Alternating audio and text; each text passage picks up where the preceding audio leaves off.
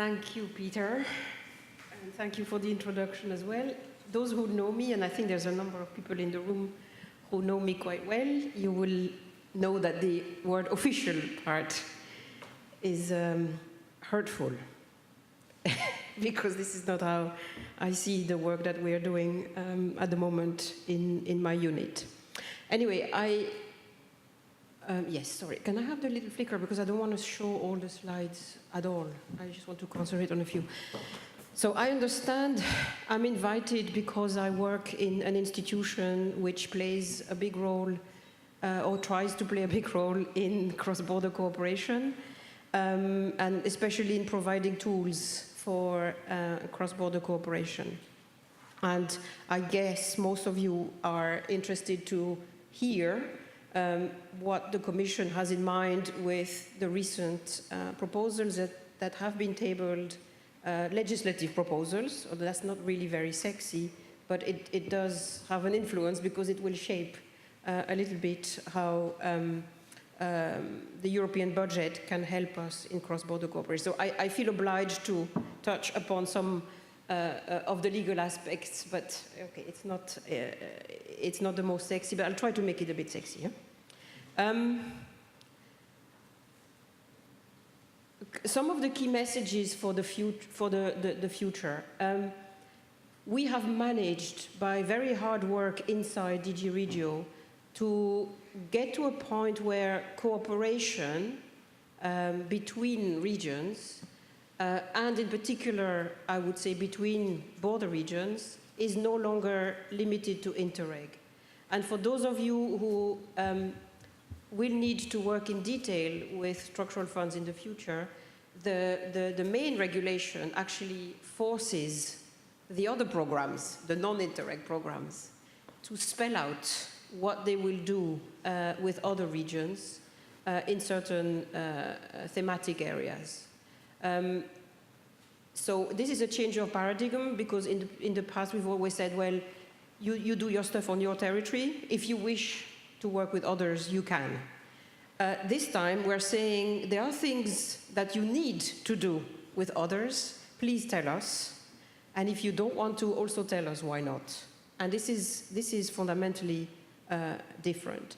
And it means also that in the context of reduced financial resources for cohesion in general and for Interreg, unfortunately, we hope that other funding sources will help us to increase the levels of cooperation.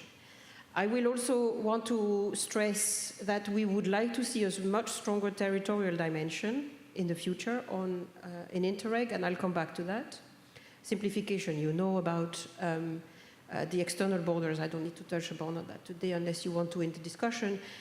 Also wanted to highlight the fact that we have put in the regulation, the Interreg regulation, a specific objective for the governance of cooperation, because we've heard, I think, this morning already, how important it is to find the right way to work with each other, to know each other, first of all, to understand how each other operates, what are the levels of competencies, and who needs to be around the table to address certain issues.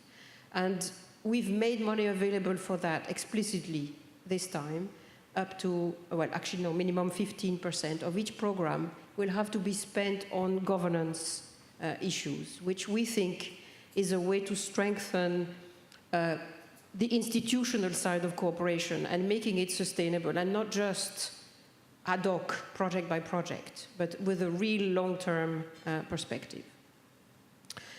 I think I will skip this. Okay, so I said that we would like to be more territorial, and I think there are a few fundamental principles there. We have differentiated, for instance, cross-border. We have differentiated inside cross-border the land cooperation from the maritime cooperation. We think it makes sense from a territorial perspective, because the type, the nature, the scope of cooperation across a stretch of water is not really the same as cooperation across land, where you can simply even walk across the border and do something on the other side. Of course, we have to write a regulation which applies to the whole territory, and it's a challenge because there are very specific situations.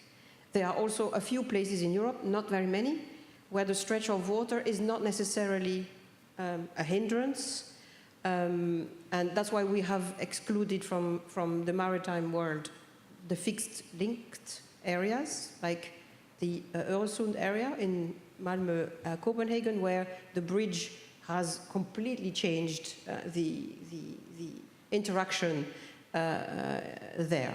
But we have a few issues here and there with a few places where there are fast crossings and fast ferries, and we're having discussions on that. This is not at all been received well, and my personal feeling is that it will be killed by the member states and by the parliament. And I'm very sad about that, because I think we are doing the right thing. I'm convinced we are doing the right thing, but we have to always fight conservative forces, and people see it more. I think they don't look at what we mean territorially. I think they look at, maybe 12 existing programs will disappear. I mean, the programs, the management structures will disappear. And that's true, but I don't think this is a good enough reason to not do this, if you see what I mean. So we think territorially we make sense, but we are not very hopeful that this will fly, and I think it will be a real shame. We, number 2 and 3 here, say a little bit the same thing. When it comes to land borders, we really want to sell the concept of continuity and fighting discontinuity, maybe, and to see the cross-border areas as single spaces. And we go back very much, of course, to the concept of cross-border public services. Here, too, we're having some issues, because we have tried to go back to the real territory by the border, and we have also said that your main focus should be the not 3 areas which are along the border, but we have also got rid of the notion of eligible area, meaning that we do not think that the projects and the partners from the projects must come from that area, because it doesn't really make much sense. And that area is defined again by administrative boundaries, does not reflect the territorial reality necessarily. So we have put in here a flexibility, a certain flexibility, and again, I'm really sad that this is not being understood at all correctly. And it seems to me that people need boundaries. I mean, you tell them, we don't want to give you a boundary, and they say, well, what am I going to do? How do I decide if a project is eligible or not, if I don't have a boundary? And this is, again, we have to work on this. I hope also with you guys. You don't necessarily come from the Interreg management world, but convincing the Interreg programs that not having an eligible area should not be seen as an issue, but more as an opportunity. It's an opportunity to do much more relevant stuff. And also, if you talk about, for instance, joint public transportation, the actors of public transport will not necessarily be in the program area. They will be outside, but they can work and have a big impact on the cross-border area, which is what matters in the end. So, just wanted to give you these key messages. And we are going to try and produce position papers. So these will be simply not official views of the Commission, but much more the Commission's opening gambit, if you want, in the negotiations of the next programs. The Commission saying, this is how we see your cross-border area, tell us whether it's right, and let's discuss what we need to do to change that area for the better for the citizens. Because, as Jean said, all of this we do with the citizens in mind. I mean, we don't do this just to have a machine that spends money. We want to do it to change lives and to give opportunities. You see here on the screen, I wanted to show you that because this is a map produced by our Joint Research Center, the Commission's Joint Research Center, which is illustrating here the time it takes to go from one point to the other across a border. That's Germany, Poland, you will have recognized. So the red dots are the crossing points. And then the gray area is the area, when you are within the gray area, it takes you about 30 minutes to get to the border. So we think that defining the border area, not in legal terms, but in terms of where we want to make an impact, this kind of map can help. Because it doesn't correspond to the NUTS 3. You can see even some NUTS, well, you don't see it very clearly, but there are some NUTS 3 that touch the border for a very small, is there a pointer here? Yes, I think this is a pointer, yes. You can see here, for instance, there's a NUTS 3 with a very small stretch on the border, and then the NUTS 3 goes like this. And we define, sorry? To the screen, oh, sorry. Which one? Here. The NUTS 3 is on the border here, and then it goes up like this. And are these people who are going to be interested in cross-border cooperation, or whose life we can change with the limited funds of Interreg cross-border? There's a question mark. The answer might be yes, might be no. People who live here, probably more so. Probably more so. We are going to, I'm not saying, this is just a draft map, and the GRC is doing for us 30 minutes, 60 minutes, and 90 minutes from the border. We might have a map with the 3 different colors and then engage with the programs on the discussion on what is the program area and functional area. And then we also have, so this is what it would look like if you look at simply the European scale. So the thickness of the line represents accessibility to the border. Also some interesting stuff on population. We've never really looked too closely at the regional dimension of population changes, at least in my unit from a cross-border perspective. And we are going to also get these figures for every single border from our colleagues. And you can see that in some cases, you have a national pattern on population change, which is quite different from the one in the border areas. And I think these are important things that we need to communicate to the programs, the authorities managing the Interreg programs, because they play a role in deciding how effectively, where do we put the money to effectively change things if we want to change them, obviously. I look after the program Romania-Bulgaria, and this is a program area where there's a colleague here from the managing authority. It's quickly depopulating.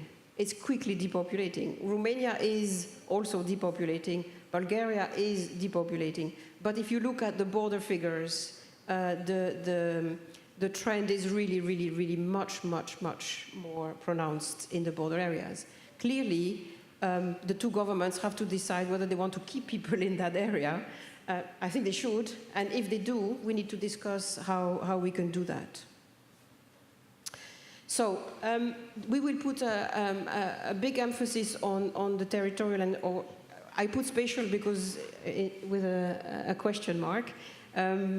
We don't really talk much about spatial planning in DG Regio.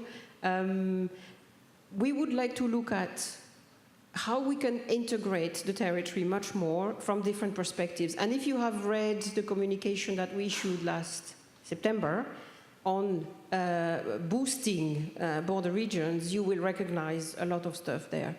The labor market integration, because for us it's not about migration or free movement of workers is important, but what we have in mind is much more giving people the opportunity to stay where they want to be, possibly in their hometown, but having opportunities for work across the border, not needing to migrate or to leave with the whole family, for instance, and having access, organizing the labor market in the cross-border area. You would be surprised at how many obstacles there still are if you want to do that.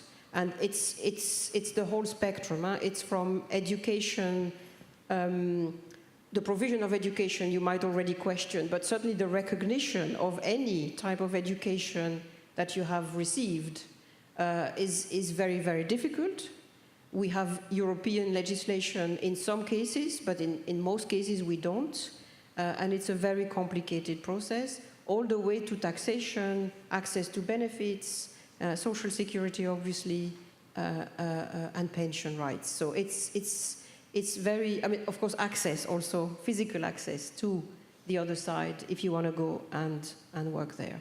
So we need to look at that. We also would like to look at the education, training and lifelong learning, because we noticed that in border regions very, very often you have less education establishments than you have in other types of regions, of course, excepting the border regions, which are also capital regions. If you see Vienna, obviously we can't say that there is a lack of education opportunities in Vienna, but border regions are very, very different across Europe.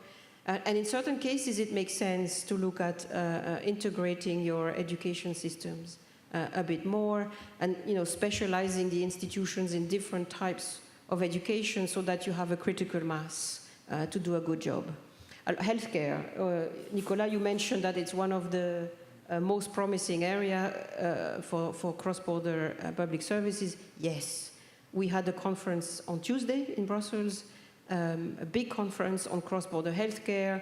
It's clear that this is one of the hot areas for cross-border cooperation at the moment, including the organization of emergency services, and we would like to see a lot more of that. We have also to really look at public transportation. Many, many obstacles there. Not so many great examples of fully integrated cross-border public transportation systems. That's also why I was asking about the fiscal and financial aspects, because we find that it's complicated apparently for local authorities to organize the financing of such services. All in all, what we want to do is give people who live in border regions more opportunities, or at least equal opportunities of access to services and to jobs. Right, I just want to finish with one more slide, which is the one on completing the toolbox. Can't get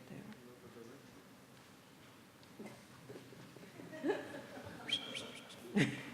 Okay, just, yeah, one more.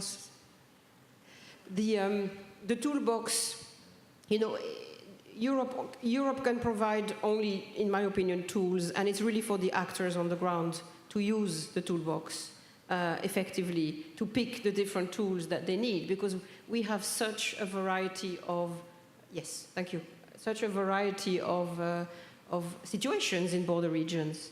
Yeah.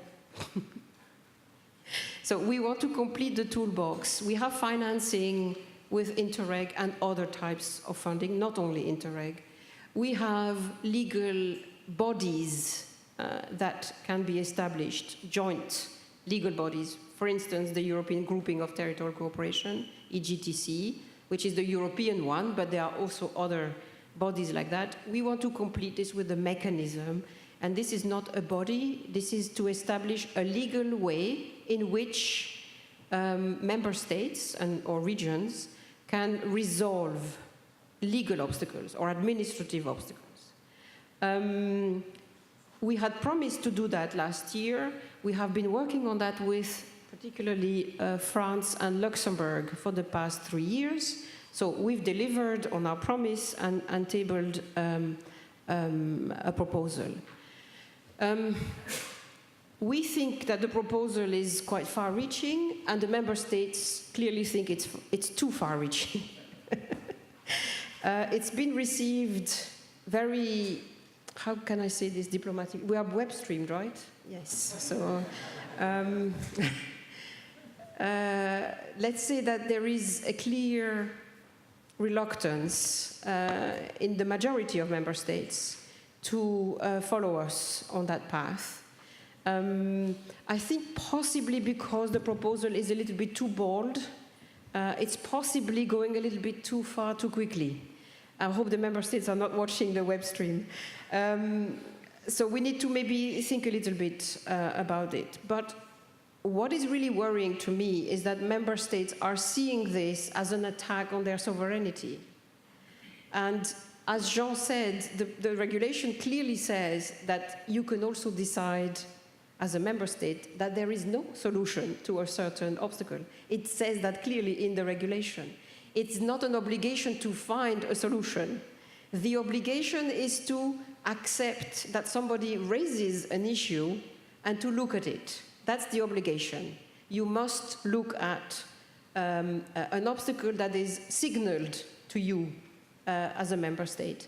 But you can conclude that either there is an immediate solution, and here it is, there is a solution, but for that we need the parliamentary democratic process to work, and therefore we can't promise you a solution now, but we will put something in the decision-making pipeline in our country, including Parliament, and therefore we don't guarantee the answer because it's a democratic process. And the third option is, very sorry, but there is no solution to this problem. So it's all there in the regulation. So sovereignty, you know, I have my doubts. We are discussing this now with member states, and we also with the Parliament. There is a very interesting report from a rapporteur in the Parliament, and he is making constructive proposals to maybe adapt the regulation here and there.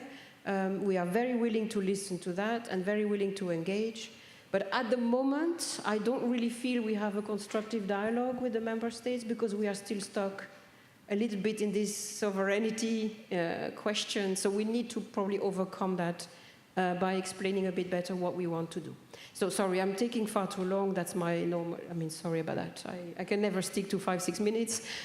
So my key message is, I think the territorial dimension for the next generation of cross-border programs will be stronger.